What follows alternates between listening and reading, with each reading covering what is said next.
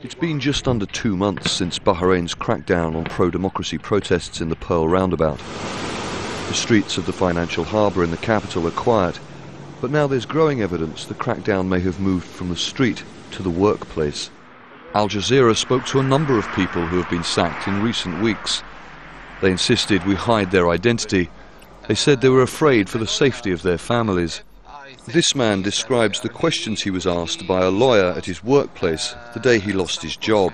He kept asking me if I went to the Pearl Roundabout, if I went to the protests, if I met any of the opposition leaders, if I was a member of any political society, if I made donations to the protesters. These questions were asked again and again. A turning point in the demonstrations was the labour unions calling a general strike on March the 13th.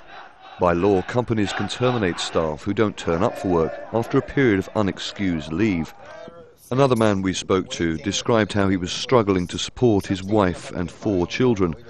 We have never faced this before. We have no idea how to deal with it. We are waiting for news from the company. Will they let us back? Will I be compensated?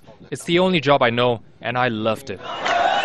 The International Labour Organization has appealed to the Bahrain government to ensure workers don't face unfair or unjust treatment. The largest US trade union group has urged Washington to suspend a free trade pact over human rights abuses committed since the crackdown began. And Bahrain's economy has already been hit hard. Analysts say the mass sackings of Shia employees doesn't inspire business confidence.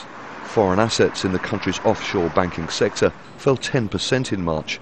That's their lowest since 2005. I do believe this is a political decision done by the authorities other than a decision done by the companies or establishments or the other.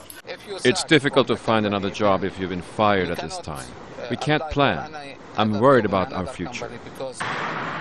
The government says it's only punishing those who committed criminal acts during the protests and denies any involvement in the Shia losing their jobs.